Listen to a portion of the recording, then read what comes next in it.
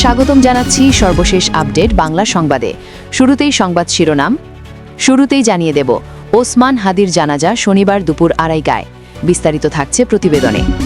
এদিকে আমি কে তুমি কে, হাদি হাদি স্লোগান আজও 32 নম্বর ভাঙছে ছাত্র জনতা। বিস্তারিত থাকছে প্রতিবেদনে। আরও জানিয়ে দেব, তারেক রহমানের প্রত্যাবর্তন, 7টি ট্রেন ভাড়া নিচ্ছে বিএনপি। বিস্তারিত থাকছে প্রতিবেদনে। এদিকে প্রথম আলো ও ডেইলি স্টার সম্পাদকের সঙ্গে প্রধান উপদেষ্টার ফোনালাপ। বিস্তারিত থাকছে প্রতিবেদনে। আরও জানিয়ে দেব, হাদির খুনি শুটার ফয়সালের সর্বশেষ অবস্থান ভারতের মহারাষ্ট্র। বিস্তারিত থাকছে প্রতিবেদনে। এবং সর্বশেষ জানিয়ে দেব, 1 মাসের মধ্যে আজ সবচেয়ে স্থিতিশীল খালেদা জিয়ার স্বাস্থ্য, ডাক্তার জাহিদ। বিস্তারিত থাকছে প্রতিবেদনে। এতক্ষণ শুনছিলেন সংবাদ শিরোনাম, এবারে বিস্তারিত। এর মুখপাত্র ও জুলাই যোদ্ধা শরীফ ওসমান বিন হাদির মরদেহ ঢাকায় পৌঁছেছে। শনিবার 20 ডিসেম্বর দুপুর 2:30টায় জাতীয় সংসদ ভবনের দক্ষিণ প্লাজায় ওসমান হাদির নামাজে জানাজা অনুষ্ঠিত হবে।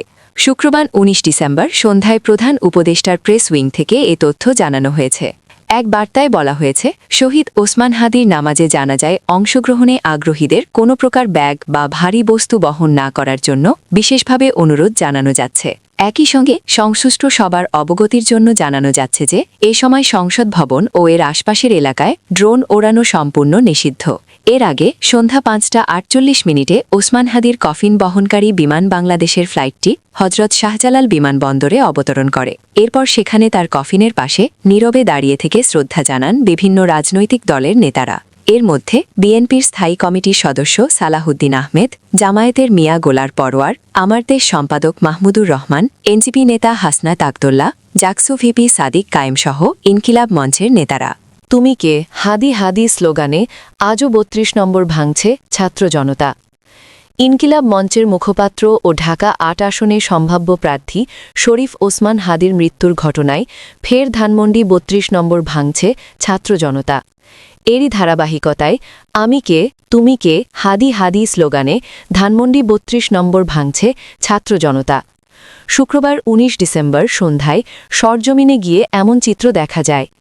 গতরাত থেকে শুরু হওয়া ধানমন্ডি 32-এর সেই বাড়ি ভাঙছে বিক্ষুব্ধ ছাত্র জনতা। এর আগে বৃহস্পতিবার দিবাগত রাতে হাদির মৃত্যুর খবর ছড়িয়ে পড়লে বিক্ষুব্ধ জনতা ফের ধানমন্ডি 32 নম্বর শেখ মুজিবুর রহমানের বাড়ি বড় হাতুড়ি দিয়ে ভাঙচুর চালানো শুরু করে ছাত্র জনতা। বাংলাদেশের পতাকা টানিয়ে এই ভাঙচুর চালাচ্ছে। গতকাল রাত থেকে শুরু হওয়া সেই 32 নম্বর এখনও ভাঙার কাজ চালাচ্ছে ছাত্র জনতা। আবার অনেকে দিল্লি না ঢাকা, ঢাকা ঢাকা, নারায়ে তাকবীর, আল্লাহু আকবার এবং 32-এর আস্তানা ভেঙে দাও, গুড়িয়ে দাও স্লোগান দিতে থাকে। হাদির মৃত্যুর খবর পাওয়ার পরপরই রাজপথে নেমে আসে হাজার হাজার বিক্ষুব্ধ ছাত্র জনতা। পরে তারা মিছিল নিয়ে রাজধানীর বিভিন্ন সড়ক প্রদক্ষিণ করে। গতকাল রাত থেকেই ধানমন্ডি 32 আবারও ভাঙচুর শুরু হয়। রাতে বুলডোজার দিয়ে ভাঙা হয় ধানমন্ডি 32-এর সেই বঙ্গবন্ধুর বাড়ি। এখন পর্যন্ত বিক্ষুব্ধ ছাত্র জনতা সেই বাড়ি ভাঙচুর চালিয়ে যাচ্ছে। সিঙ্গাপুরে গতকাল রাতে হাদির মৃত্যু হয়। এরপর থেকে শুরু হয়েছে ধানমন্ডি 32 নম্বর ভাঙা। রহমানের প্রত্যাবর্তন, 7টি ট্রেন ভাড়া নিচ্ছে বিএনপি। বিএনপির ভারপ্রাপ্ত চেয়ারম্যান তারেক রহমানের প্রত্যাবর্তন উপলক্ষে সারা দেশ থেকে নেতাকর্মী ও সমর্থকদের ঢাকায় আনতে 7টি রুটে ট্রেন ভাড়া করবে বিএনপি। 24 ডিসেম্বর রাতে ওই 7টি বিশেষ ট্রেন অতিরিক্ত বগিসহ রিজার্ভের অনুমতি চেয়ে আজ বৃহস্পতিবার রেলপথ মন্ত্রণালয়ে চিঠি দিয়েছে দলটি।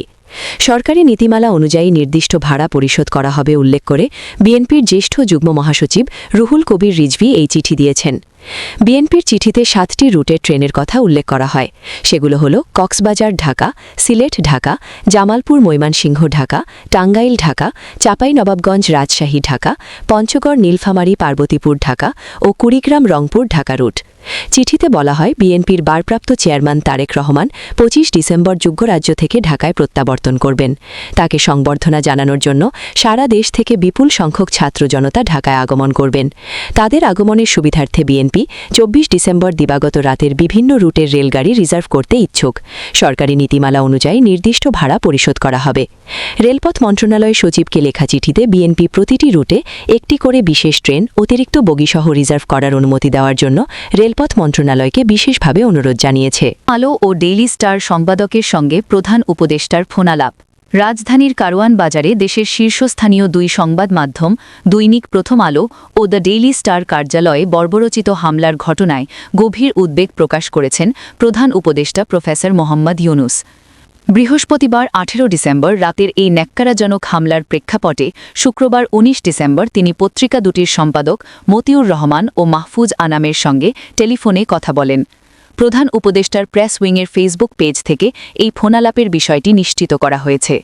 আলাপকালে প্রফেসর ইউনুস গণমাধ্যম প্রতিষ্ঠান দুটির এবং সেখানে কর্মরত সংবাদকর্মীদের উপর চালানো এই সহিংসতায় ব্যক্তিগতভাবে ব্যথিত হওয়ার কথা জানান এবং এই সংকটময় মুহূর্তে সরকারের পক্ষ থেকে পূর্ণ সমর্থন ব্যক্ত করেন। ফোনালাপের সময় প্রধান উপদেষ্টা দুই সম্পাদককে সান্ত্বনা দিয়ে বলেন যে এ ধরনের হামলা কেবল দুটি প্রতিষ্ঠানের উপর নয়, বরং এটি দেশের সামগ্রিক স্বাধীন গণমাধ্যমের উপর আক্রমণের শামিল। তিনি স্পষ্ট ভাষায় জানান যে গণতান্ত্রিক অগ্রযাত্রা এবং স্বাধীন সাংবাদিকতার পথে এ ধরনের ঘটনা এক বিরাট অন্তরায় সৃষ্টি করে। সংবাদপত্রের কার্যালয়ে আগুন ও ভাঙচুরের মতো অনাকাঙ্ক্ষিত ঘটনাগুলো সুস্থ গণতন্ত্রের জন্য কখনোই কাম্য হতে পারে না। এই দুঃসময়ে প্রথম আলো ও ডেইলি স্টারের পাশে থেকে সব ধরনের সহযোগিতা প্রদানের অঙ্গীকার করেন তিনি।